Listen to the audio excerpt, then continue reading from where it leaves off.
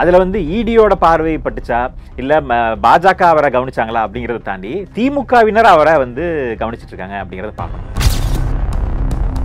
திமுகவுமே ஒரு டார்கெட் பண்ணுது, திமுக இருக்கக்கூடிய சக அமைச்சர்களுமே டார்கெட் பண்றாங்க அப்படிங்கறத முக்கியமான ஒரு விஷயமா பார்க்கணும். சீனியர் அமைச்சர்களை டார்கெட் பண்றாங்களா இல்ல இப்ப புதுசா வந்தவங்க யாராட்ட? இல்ல, ஏற்கனவே இருக்கக்கூடியவர்களும் சரி, சீனியர்களும் இன்னாள் அமைச்சர்கள் முன்னாள் அமைச்சர்கள் எல்லாருமே அவரை வந்து டார்கெட் பண்றாங்க. அதுல ரெண்டு விஷயம் என்னன்னா, குறிப்பா திண்டுக்கல் பகுதியை சார்ந்த ஒருத்தர், மற்ற அமைச்சர்களுக்கு இருக்கிறத விட திண்டுக்கலை சார்ந்த ஒரு அமைச்சர் இருக்காரு, சக்கரபாணி அவர்கள். அவரை பத்தி நம்ம நிறைய பேசியிருக்கோம், நிறைய எக்ஸ்போஸ் பண்ணியிருக்கோம். அவருக்குமே ஒரு மேல ஒரு காழ்ப்புணர்ச்சி இருக்குது. இவரை ஓரம் கட்டணும், ஏன்னா இவர் அடுத்து அவரோட மகனை கொண்டு வந்துட்டாரு, திண்டுக்கல்லோட தன்னோட சாம்ராஜ்யமா வச்சிருக்கிறாரு. இன்னைக்கு அவரோட சொத்து மதிப்பு பார்த்தோம்னா கிட்டத்தட்ட 50,000 கோடி ரூபாய்க்கு மேல இருக்கும். பிரம்மாண்டமான மில்லுகள் வச்சிருக்காங்க, அந்த பினாமி கம்பெனிகள், அந்த டாக்குமெண்ட்ஸ் எல்லாம் தான் எடுத்திருக்காங்க. இப்போ இருளப்பன் மில்ஸ்னு ஒரு கம்பெனி வச்சிருக்காங்க, அதை சார்ந்து நிறைய கம்பெனிஸ், ஃபேக் கம்பெனிஸ் எல்லாம் பார்த்தோம்னா பேப்பர்ல இருக்கும். நம்ம நிறைய கம்பெனிலாம் வெளியிட்டிருக்கோம். நம்ம ஒவ்வொரு அமைச்சரோட கொள்ளையடிக்கிறது தான் இவரோட ஆட்சியே. ஆனால் அதுலேயே கலைஞர் அவர்களே மாற்ற சொல்லி சொன்ன அளவுக்கு வந்து இவருக்கு கொள்ளையடிச்சிருக்காங்கன்னா அந்த அளவுக்கு மோசமான பிஏக்கள், அந்த அளவுக்கு மோசமான பினாமிகளை உருவாக்கி வச்சிருக்காங்க. இப்போ பார்த்தோம்னா சமீபத்தில் ரெக்ஸ்னு ஒரு பிஏ வச்சிருக்காரு பெரியசாமி அவர்கள். அவரும் மிகப்பெரிய பிரச்சனைகள் உண்டாக்குறாரு அப்படின்னு சொல்றாங்க.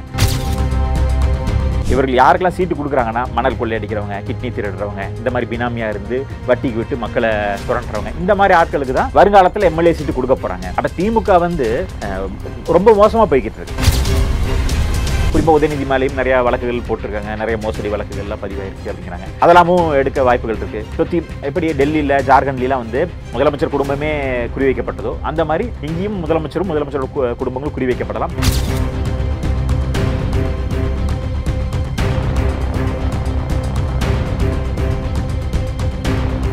ரேலோ நேர்களுக்கு வணக்கம். இன்று நம்முடன் நேர்காணலுக்காக ஒரு ஸ்பெஷல் கெஸ்ட் வந்திருக்காரு. அவர் யாருன்னா அரசியல் விமர்சகர் ரஞ்சித்குமார் அவர்கள் தான் இணைந்திருக்காரு. வணக்கம் சார். வணக்கங்க. எப்படி இருக்கீங்க? நலமா இருக்கேன், நீங்க எப்படி இருக்கீங்க? நல்லா இருக்கேன். இந்த கேள்வி உங்கள்கிட்ட தான் கேட்கணும்னு சொல்லிட்டு ரொம்ப நாளாக வெயிட் பண்ணிக்கிட்டே இருந்திருக்கோம். என்னன்னா, அமலாக்கத்துறை வந்து பார்த்தீங்கன்னா ரைடு அடிக்கடி நடத்திட்டே இருக்காங்க. அதுலேருந்து எந்த ஒரு தகவலும் அப்டேட்டும் எந்த வித மாதிரியான கொடுக்கறதே இல்லை. இப்போ கூட ரீசெண்டாக பெரியசாமி அவர்கள், டிஎம்கேவோட மூத்த அமைச்சர், அவர் வீட்டில் கூட ரைடு நடத்தினாங்க. அதுக்கான அப்டேட்டும் இன்னும் எது கொடுக்காம இருக்காங்களே, இதன் பின்னணி என்ன? இதை எப்படி நீங்கள் பார்க்குறீங்க? நம்ம ஏற்கனவே பார்த்தோம், நம்ம இடி ரைடு வந்து நம்ம விலாவரியாக பேசியிருக்கோம், எந்த அடிப்படையில் வருவாங்க, என்னென்ன நடக்கும்னு.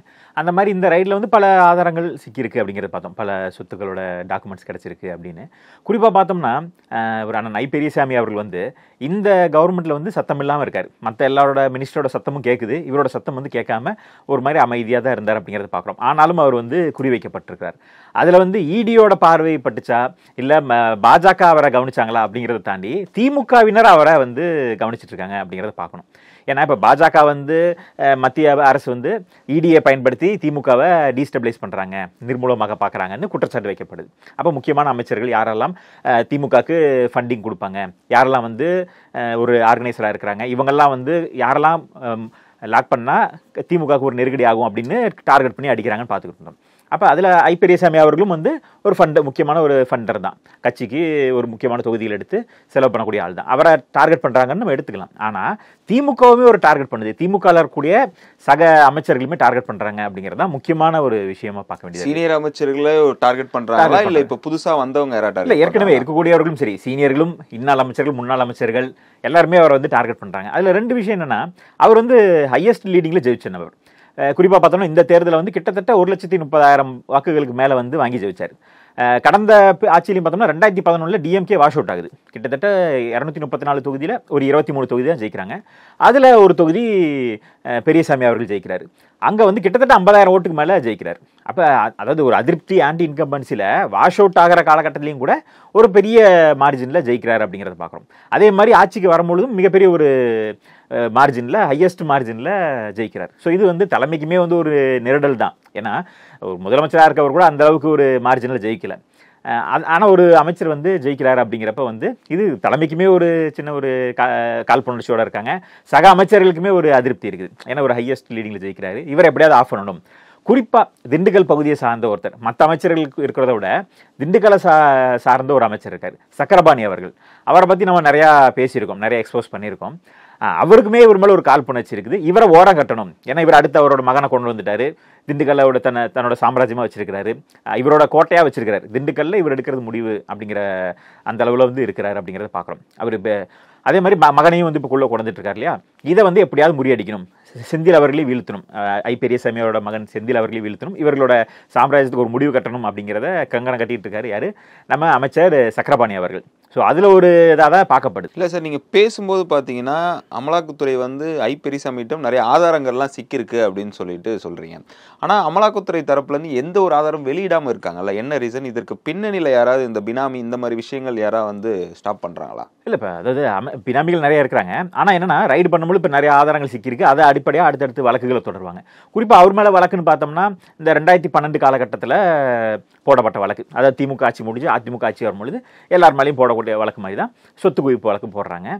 அதில் வந்து அவர் 2008 காலகட்டத்தில் வீட்டு வசதித்துறை அமைச்சராக இருக்கும்பொழுது அந்த முறைகேடான வந்து வீடுகளை ஒதுக்குனாரு அப்படிங்கிற வழக்கு அது போய்கிட்டு இருக்கு. அது ஒரு சின்ன வழக்கு ஒன்று.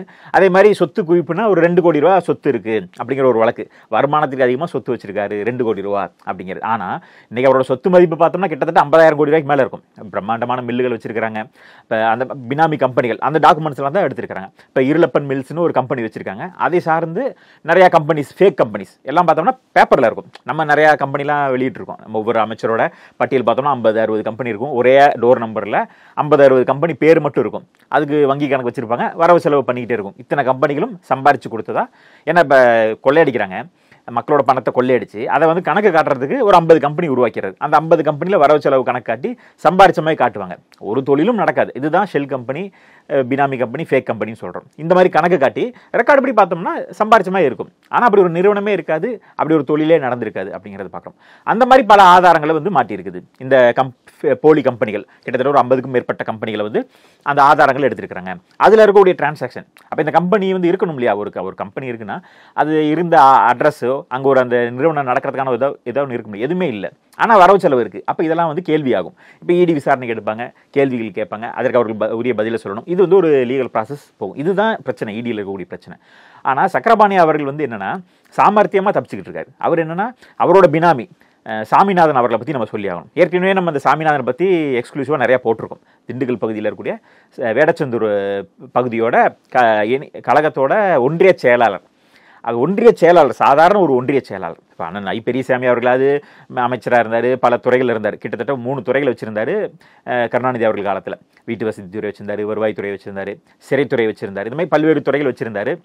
அதை நம்ம பார்க்குறோம். சக்கரபாணி அவர்கள் வந்து அவருக்கு ஒரு பினாமி வச்சிருக்கிறார், ஒரு ஒன்றிய செயலாளர். அந்த ஒன்றிய செயலாளர் சுவாமிநாதன் பார்த்தீங்கன்னா இன்னைக்கு பிரம்மாண்டமாக வளர்ந்து நிற்கிறார்.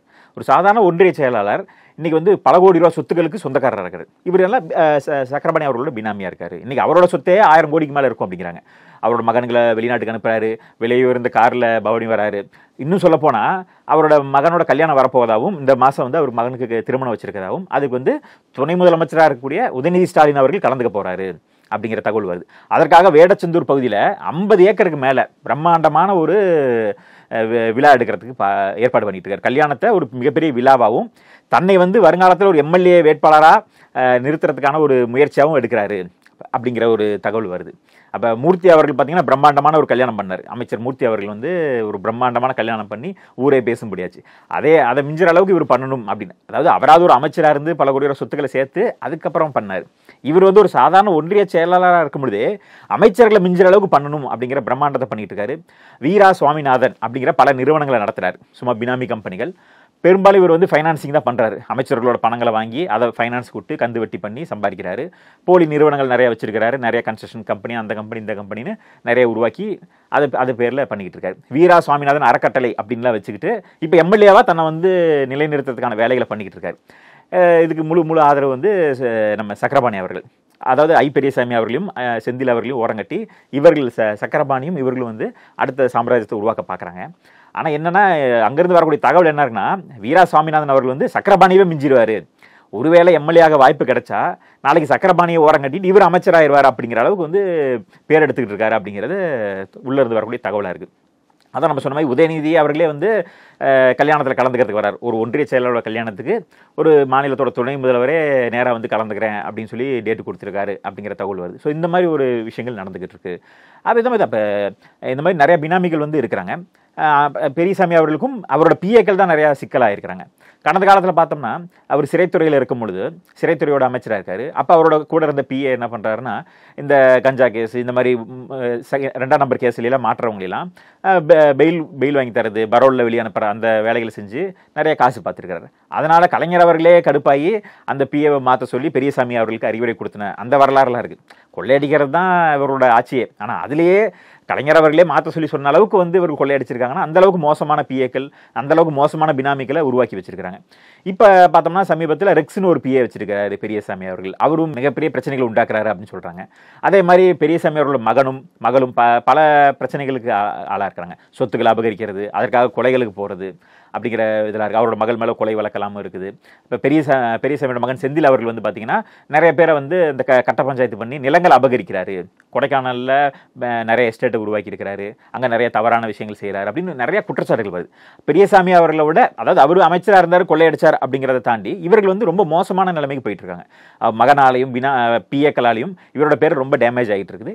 இதை எதிர் தரப்பு இன்னும் சாதகமாக பயன்படுத்திட்டு இருக்காங்க. ஸோ இடிக்கு போட்டு கொடுத்து இவரை ரைடு பண்ண வச்சதுலையும் அந்த கூட இருக்கக்கூடிய சக அமைச்சராக இருக்கக்கூடிய சக்கரபாணி அவர்கள் தான் முக்கியமான காரணம்னு சொல்கிறாங்க. அதாவது பிள்ளையும் கிள்ளி விட்டு தொட்டிலையும் ஆட்டுற மாதிரி ரைடுக்கும் தகவலெல்லாம் கொடுத்து விட்டுட்டு இவர் கூட போயிட்டு ஆறுதல்னு சொல்ல போனார். ரைடு நடக்கும்போது இவர் போய் ஆறுதல் சொன்ன காட்சிகள்லாம் நம்ம பார்த்தோம். அப்போ இந்த மாதிரி தான் நடந்துகிட்டு இருக்கு. ஸோ ஒருத்தர் மாற்றி காட்டி கொடுக்கறதும் மாற்றி போட்டு கொடுத்து இவர்களை காலி பண்ணுற அரசியலும் திமுகக்குள்ளே நடந்துகிட்டு இருக்கு. இதெல்லாம் தாண்டி திமுக ஆட்சி அமைக்குமா ஜெயிக்குமாங்கிறது திமுக தலைமை தான் முடிவு பண்ணணும். ஆனால் இவர்கள் ஆட்சி வீட்டுக்கு போகிறது மக்களுக்கு நல்லது அப்படிங்கிறது தான். ஏன்னா அமைச்சர்கள் கொள்ளையடிக்கிறதையும் தாண்டி ஒரு சாதாரண ஒன்றிய செயலாளர் இவ்வளோ கொள்ளையடிக்கிறாரு, அதற்கு ஆதரவு தர விதமாக மாநிலத்தோட துணை முதல்வரே பார்க்குறாரு அப்படிங்கிறத எந்த அளவுக்கு மோசமான ஒரு காட்டாட்சி நடக்குதுன்னு பார்க்கணும். குறிப்பாக சமீபத்தில் பார்த்தோம், திருச்சியில் நம்ம இந்த கிட்னி திருடு மிகப்பெரிய பிரச்சனையாக போச்சு. அதை யார் செய்கிறான்னா ஒரு எம்எல்ஏ. இப்போ மன்னச்சூர் எம்எல்ஏ கிட்னியை திருடிட்டாரு, அவரோட ஹாஸ்பிட்டலில் கிட்னி திருடிட்டாருன்னு பிரச்சனை வருது. இந்த மாதிரி பல பிரச்சனைகள் வருது. இன்னும் தேட ஆரம்பிச்சோம்னா இந்த மாதிரி இவர்கள் யாருக்கெல்லாம் சீட்டு கொடுக்குறாங்கன்னா, மணல் கொள்ளையடிக்கிறவங்க, கிட்னி திருடுறவங்க, இந்த மாதிரி பினாமியாக இருந்து வட்டிக்கு விட்டு மக்களை சுரண்டுறவங்க, இந்த மாதிரி ஆட்களுக்கு தான் வருங்காலத்தில் எம்எல்ஏ சீட்டு கொடுக்க போகிறாங்க. அப்போ திமுக ரொம்ப மோசமாக போய்கிட்டு இருக்கு. அதாவது அமைச்சராக இருந்து சம்பாரித்து செலவு பண்ணுறதை தாண்டி இன்னைக்கு மக்களை சுரண்டி கொள்ளையடிச்சு இல்லீகல் பண்ணி இந்த மாதிரி வரக்கூடிய நபர்களுக்கு சீட்டு கொடுக்க ஆரம்பிக்கிறாங்க. உதயநிதி அவர்களுக்கும் யார் செலவு பண்ண தயாரோ, எங்ககிட்ட காசை கேட்காம யார் செலவு பண்ணி நிற்க தயாரோ அவர்கள் சீட்டு வாங்கிட்டு போங்க, ஜெயிச்சு வாங்க அப்படிங்கிற அளவுக்கு தரம் தாழ்ந்து இறங்கிட்டாங்க. அதற்கு தான் வீரா சுவாமிநாதன் ஒரு உதாரணம். இவருக்கு எம்எல்ஏ சீட்டு கொடுத்தா எவ்வளோ மோசமாக போகும். ஒரு பதவி இல்லாத காலத்திலே இவ்வளவு கோடிகள் சொத்தும் இவ்வளவு ஆடம்பரமான வாழ்க்கையும் இவ்வளவு பிரம்மாண்டமான கல்யாணம் பண்ண முடியுது அப்படின்னா, இன்னும் ஒரு எம்எல்ஏ ஆனார்னா, ஒருவேளை தப்பி தவறி அமைச்சர் ஆயிட்டாருன்னா எந்த அளவுக்கு தமிழ்நாடு மிக மோசமான நிலைமைக்கு போகணும்னு யோசிச்சு பார்க்க வேண்டியதாக இருக்குது. ஸோ இதெல்லாம் இடி தடுத்து நிறுத்துறதுக்கு இடி திரும்ப ரைடெல்லாம் பண்ணி கண்டுபிடிக்குமாங்கிறது பொறுத்திருந்து பார்க்கணும். இதில் சில கருப்பு கார்டுகள் இருக்குது. இப்போ சுவாமிநாதன் அவர்கள் பிஜேபியில் சில முக்கிய புள்ளிகளை பிடிச்சி இடியை சரி கட்டிட்டதா ஒரு தகவல் சொல்கிறாங்க. ஸோ அது உண்மையாக பொய்யாங்கிறது பின்வருங்காலங்களில் தான் தெரியும். இப்போ வரக்கூடிய தகவலின்படி அவர் சரி கட்டி வச்சிருக்கிறாரு, லஞ்சங்கள் கொடுத்தோ சில பல வேலைகளை செஞ்சோ அவர் ஆஃப் பண்ணிட்டார். அதனால தான் அவர் மேலே ரைடு வரல அப்படிங்கிற குற்றச்சாட்டு இருக்குது.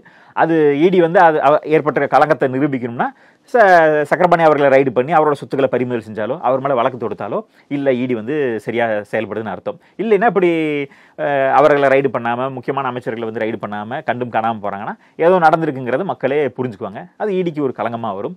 அது பாஜக மிகப்பெரிய பின்னடைவாக வரும். டெல்லி பாஜக கவனிக்குமா? இங்கே சில பேர் இந்த வேலையை பண்ணுறாங்க.